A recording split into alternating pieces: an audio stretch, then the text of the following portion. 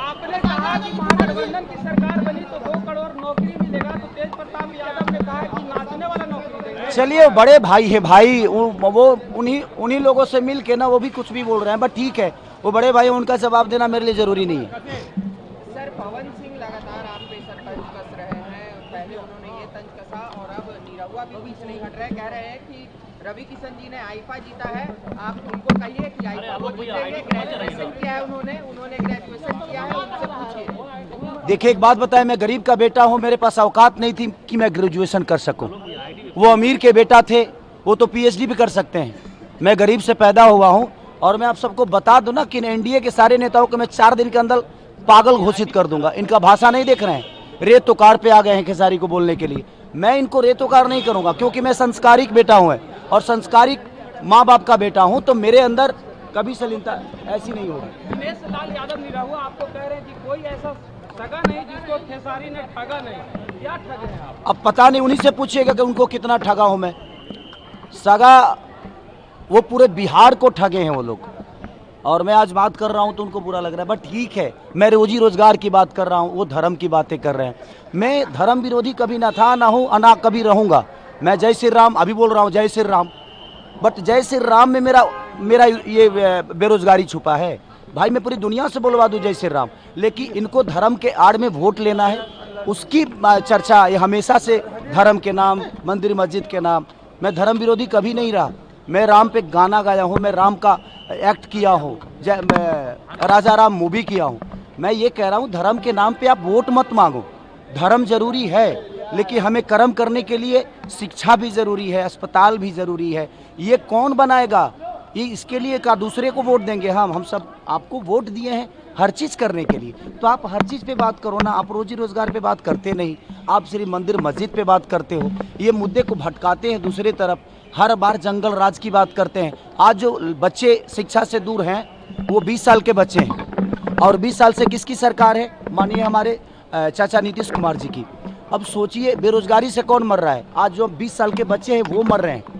तो मैं वही तो सवाल कर रहा हूँ कि आप जंगल राज की बात, हमारे पापा जंगल राज के हो सकता है हिस्सा होंगे, भाई मैं नहीं था, तो मुझे प्रॉब्लम हो रही है, मेरे आने वाले भविष्य की प्रॉब्लम हो रही है, मैं उस पर चर्चा करता हूँ। तो ये अब मेरे को धर्म विरोधी बता देते हैं कि आप धर्म विरोधी हो।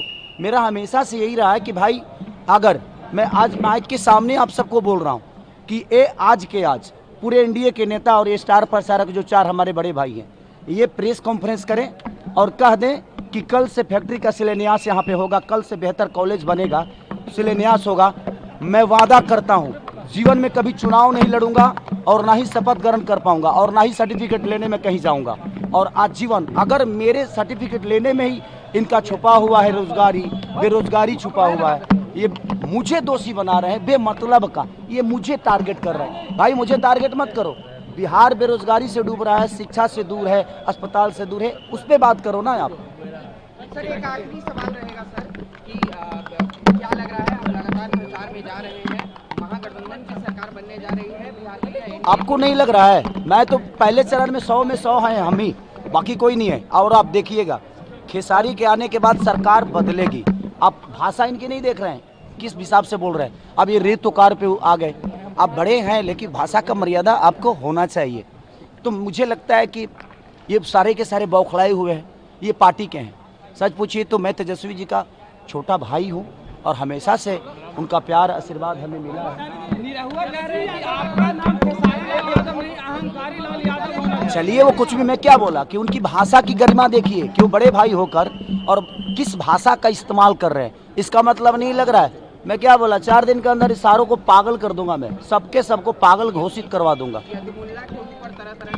कोई बात नहीं, शायद मुसलमान हमारे देश के हिस्सा नहीं है, और अगर बेहतर बिहार के लिए मैं बात करता हूं तो यदुमुल्ला हूं, तो मुझे मंजूर है यदुमुल्ला होना। अगर शिक्षा की बात करता हूं और पलायन रोकने की बात करता हूं और ये मुझे यदमुल्ला कहते हैं। मुझे मंजूर है यदमुल्ला होना, मुझे कोई फ़र्क नहीं पड़ता कि मैं यदमुल्ला हूं कि मैं क्या हूं। आप बिहार को बेरोज़गारी से दूर कर दो, बिहार के बच्चों को बेहतर शिक्षा दे दो, बिहार के बच्चों को बेहतर पलायन रोकने की बात कर दो, उनको अपने घर में रोक दो, अपने माँ बाप के साथ रहने पे मजबूर करो। मैं उसके अगर उनको ये शब्द बोलने से और ये करने से यदमुल्ला कह रहे हैं तो आई एम यदमुल्ला, मुझे कोई फ़र्क नहीं पड़ता। कहा है कि हम गंदा गाना सीखे हैं इन्हीं चारों लोग से गाने के। बिल्कुल सीखा हूँ भाई, आगे यही थे ना। और जहाँ तक कह रहे हैं ना कि उन्होंने ये जीता है, उन्होंने वो जीता है, तो भाई मेरे से पहले तो रवि जी के बाद आप आए थे ना, तो आप क्या क्यों नहीं जीत लिए? तो आप नहीं जीते तो हम भी छोड़ दिए, हम नहीं जीतता हूँ, रहने दो, इसलिए मैं भी नहीं जीता। सर वोट चोरी के ऊपर लगातार सवाल उठ रहा है। वो तो आज से थोड़ी हो रहा है, कितनी बार हो रहा है। I love you.